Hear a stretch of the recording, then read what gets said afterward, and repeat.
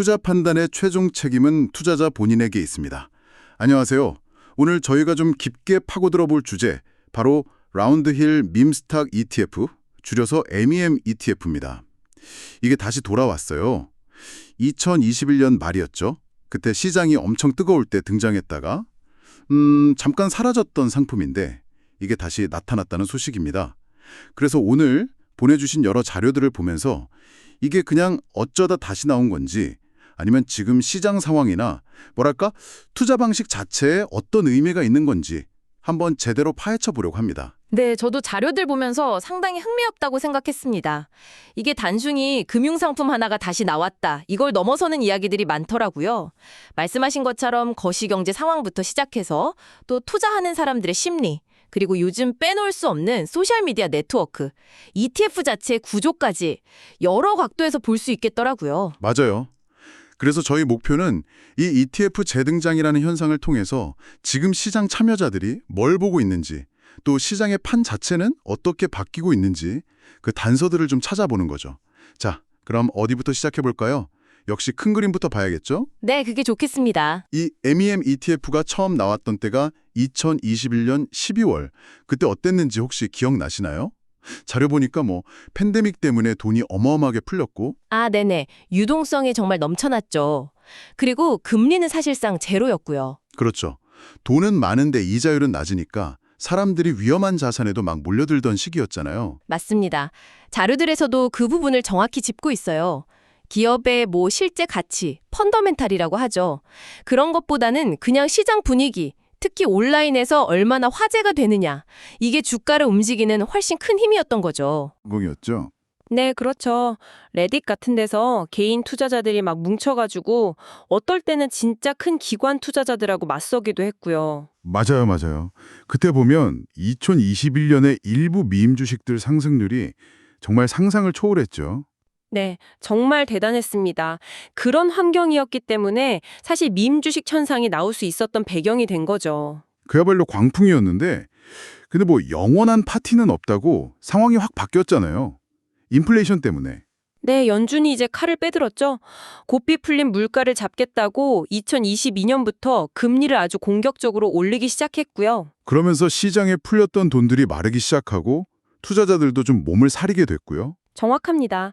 금리가 오르니까 이제 안전자산 쪽으로 눈을 돌리게 되고 반대로 미래 성장성만 보고 달렸던 기술주나 특히 펀더멘털이 좀 약했던 밈 주식들은 타격을 크게 받았죠. 위험 선호 심리가 완전히 얼어붙었던 거네요. 네, 급격하게 위축됐습니다. 그러면서 밈 주식 열풍도 자연스럽게 식었고 결국 이 흐름을 담으려고 나왔던 밈 ETF는 어떻게 됐나요?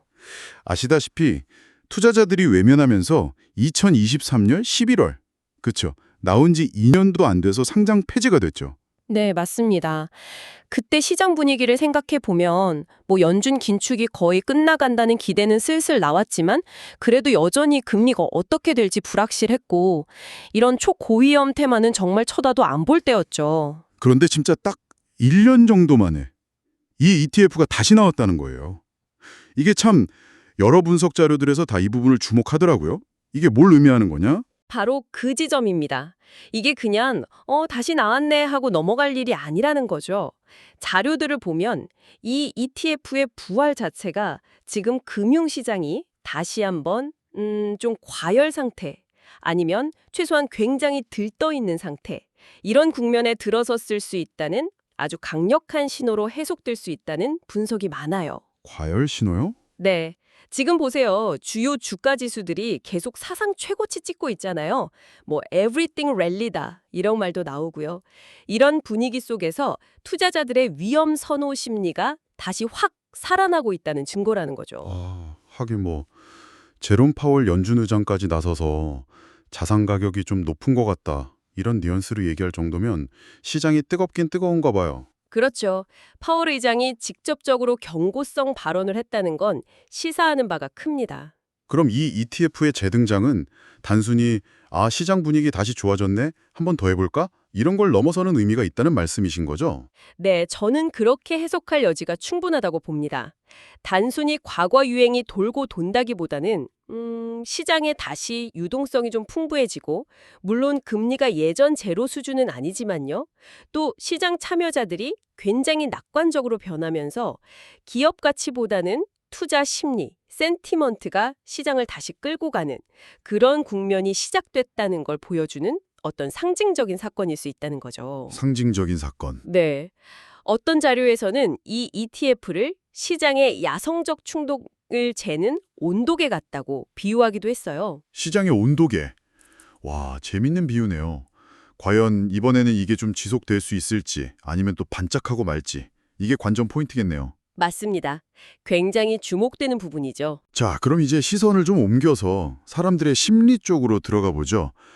이 밈 주식 현상이라는 게 사실 그냥 경제 논리만으로는 설명이 잘 안 되잖아요. 그럼요. 행동 경제학적인 관점이 꼭 필요하죠. 네, 자료들에서도 그 부분을 강조하는데 특히 소셜 프루프 그리고 군중 심리 이 두 가지 개념이 계속 나오더라고요. 아, 네. 소셜 프루프.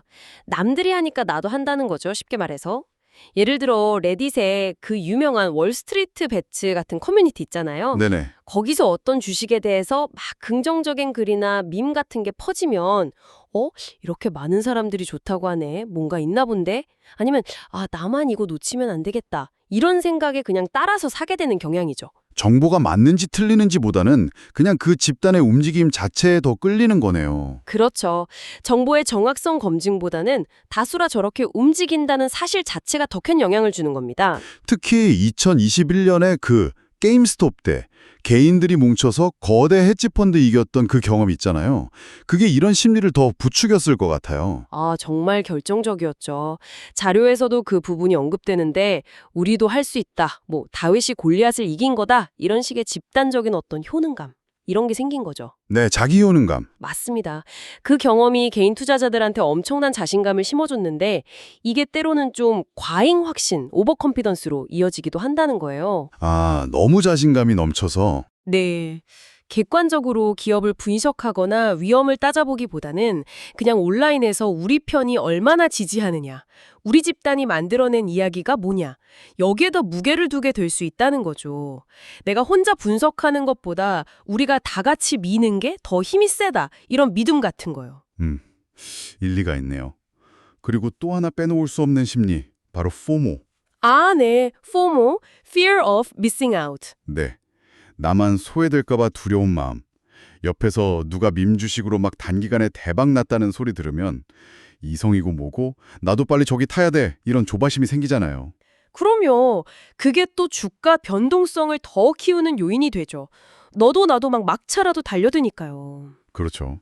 자, 그럼 이 밈 ETF가 다시 나왔다는 건 방금 얘기한 이런 심리들, 소셜 프루프, 집단 효능감, 과잉 확신, 포모 이런 것들이 다시 시장에서 힘을 발휘할 수 있는 어떤 환경이 만들어졌다고 볼 수 있는 걸까요? 네, 저는 그렇게 해석하는 것이 타당하다고 봅니다.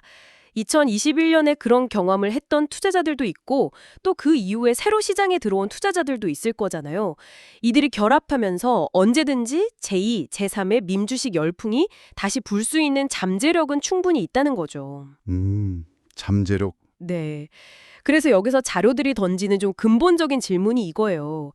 이런 투자자들의 심리라는 게 그냥 시장 상황이 좋아지면 나타났다가 나빠지면 사라지는 어떤 주기적인 패턴일 뿐일까?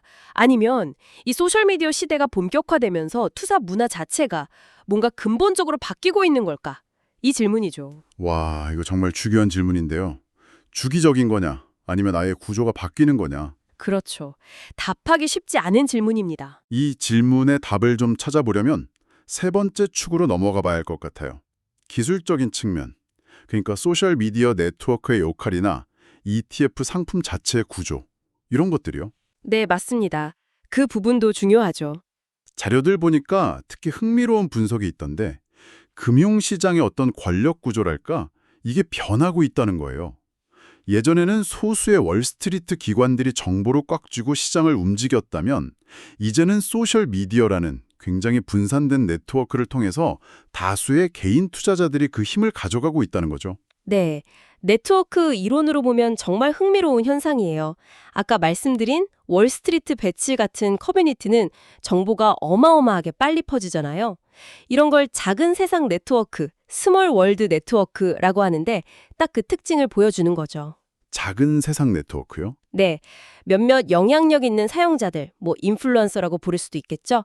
이런 사람들이 글 하나 올리면 그게 순식간에 수백만 명한테 퍼져나가면서 거의 동시에 사고팔고 주문이 막 터져나올 수 있는 구조라는 거죠. 와, 정보 퍼지는 속도나 파급력이 예전과는 비교가 안 되겠네요. 그렇죠. 정보의 비대칭성은 엄청나게 줄었고 대신 집단 행동의 힘은 훨씬 더 커진 거죠. 자, 그렇다면 이번에 돌아온 밈 ETF는 이런 네트워크 효과를 어떻게 활용하려고 하는 걸까요? 그냥 밈 주식들 몇 개 담아놓는 거 이상일 것 같은데요? 네, 맞아요. 자료에 따르면 이 ETF는 좀 더 적극적으로 이 네트워크 효과를 활용할 가능성이 높아요.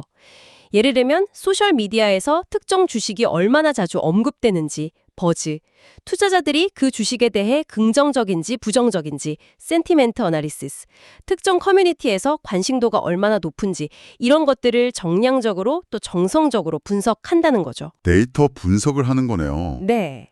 그렇게 해서 이게 다음 밈 주식이 될 가능성이 높겠다 싶은 후보들을 발굴하고 그걸 포트폴리오에 담는 전략을 쓸 거라는 예측이 많습니다. 와, 이건 진짜 전통적인 방식하고는 완전히 다르네요.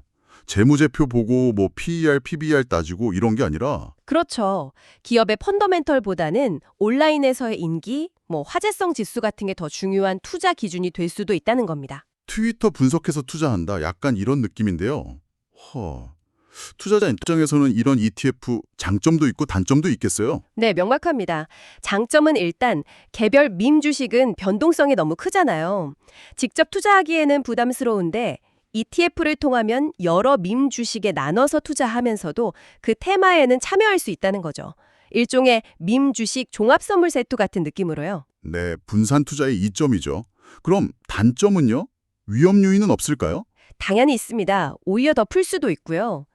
예를 들어 특정 테마 ETF, 이 밈 ETF에 돈이 막 몰린다고 생각해 보세요. 그럼 운영사는 정해진 기준에 따라서 기계적으로 그 ETF에 포함된 주식들을 사야 하잖아요. 네, 그렇죠. 그 과정에서 해당 주식들의 가격이 기업의 실제 가치와는 상관없이 막 부풀려질 수 있다는 거죠. 버블이 생길 위험이 있는 겁니다. 아, 그렇겠네요. 그럼 반대로 돈이 빠져나갈 때는요? 그땐 또 반대 현상이 일어나겠죠. 자금 유출이 시작되면 운용사는 가지고 있던 주식들을 팔아야 하고 이게 또 해당 주식들의 가격 하락을 더 부추겨서 시장 전체의 변동성을 키울 수 있습니다. 오를 때도 더 오르고 내릴 때도 더 내리는 거죠. 그리고 또 밈 주식 자체가 좀 부실한 회사들도 많지 않나요? 네, 그 점도 중요한 위험 요인입니다.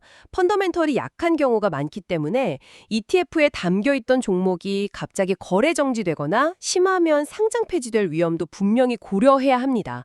실제로 이 밈 ETF 자체가 과거에 한번 상장 폐지됐던 경험이 있다는 사실을 투자자들은 꼭 기억해야 하고요. 맞아요. 상장 폐지 이력이 있다는 건 큰 위험 신호일 수 있죠. 그리고 이번에 다시 나올 때는 액티브 운용 방식을 쓴다고 하던데요. 이것도 좀 중요한 포인트 같아요. 네, 맞습니다. 그 점도 자료에서 강조하고 있죠. 일반적인 지수 추종 ETF, 즉 패시브 ETF와는 다르다는 거예요. 펀드 매니저가 시장 상황이나 온라인 트렌드를 보고 적극적으로 종목을 고르고 또 비중도 조절하겠다는 거죠. 그럼 투자자 입장에서는 이게 어떤 의미가 있을까요? 장점은 뭘까요? 액티브 운용의 가장 큰 장점은 역시 유연성이죠. 펀드 매니저의 재량이 있다는 거예요.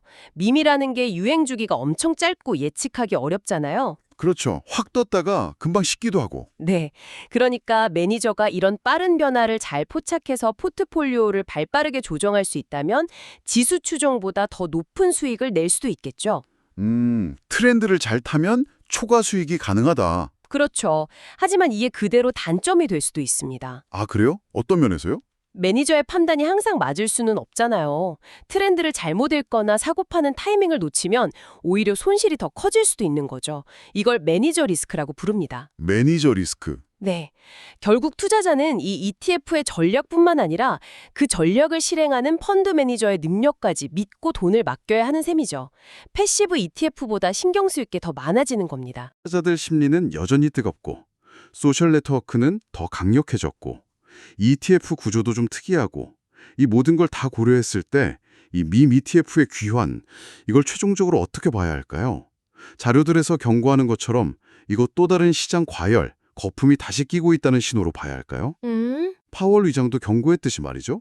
아니면 이런 경고에도 불구하고 시장이 뭔가 새로운 현실, 그러니까 개인 투자자들이 훨씬 더 강력해진 이 현실에 적응해가는 과정, 일종의 진화로 봐야 할까요? 아마 그 둘 사이 어딘가에 답이 있지 않을까 싶습니다. 그리고 어느 쪽으로 무게추가 기울지는 앞으로 시장이 직접 보여주겠죠. 둘 다 할 수도 있다. 네. 한편으로 보면 지금 시장 밸류에이션이 역사적으로 봐도 꽤 높고 또 다들 너무 낙관적인 분위기 속에서 이렇게 투기적인 성격이 강한 자산으로 돈이 다시 몰리는 건 분명히 과열의 징후로 볼 수 있습니다. 아까 말한 야성적 충동이 다시 꿈틀대는 거죠. 네. 하지만 다른 한편으로 생각해보면 소셜미디어하고 쓰기 편한 투자 앱들이 막 발달하면서 개인 투자자들이 정말 예전과는 비교도 안 될 정도로 강력한 힘을 갖게 된 건 부정할 수 없는 사실이거든요. 이건 구조적인 변화예요. 구조적인 변화? 네, 정보 얻기도 쉬워졌고 온라인에서 뭉쳐서 집단 행동을 하기도 훨씬 수월해졌잖아요. 이러면서 시장의 권력 지형 자체가 바뀌고 있다는 신호로도 해석할 수 있다는 거죠. 와, 진짜 양면적이네요. 잘하면 큰 수익을 낼 기회지만 동시에 예측 불가능한 변동성이라는 엄청난 위험도 안고 있는 거고. 맞습니다. 콘클루전 파라2.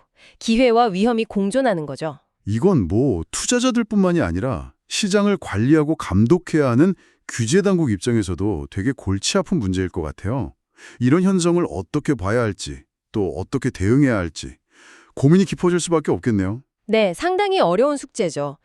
그래서 넓은 관점에서 보면 이 밈 ETF가 앞으로 어떻게 되느냐, 성공하느냐 마느냐가 향후 금융시장의 방향성을 보여주는 중요한 리트머스 시험지가 될 수 있다고 자료들은 이야기합니다. 리트머스 시험지? 네, 만약에 이 ETF가 시장에 잘 안착하고 또 꾸준히 성과를 낸다면 그건 어쩌면 온라인상의 집단 지성이나 소셜미디어 영향력 같은 것들이 이제 기업 가치를 평가하고 투자 전략을 짜는데 아주 핵심적인 요소로 인정받는 그런 새로운 투자 패러다임이 시작된다는 신호일 수도 있다는 거예요. 와, 좋아요 수가 주가에 영향을 미치는 시대가 진짜 올 수도 있다는 건가요? 뭐 극단적으로 말하면 그럴 수도 있다는 거죠. 새로운 방식의 가치 평가가 등장할 수도 있고요. 그럼 반대로 만약에 이번에도 또 실패하면요? 다시 상장 폐지되거나 하면 그렇게 된다면 2021년부터 2025년까지 나타났던 이 밈 주식 현상이라는 것은 결국 특정 시기에 넘치는 유동성과 비이성적인 과열이 만들어낸 그냥 일시적인 해프닝이었다.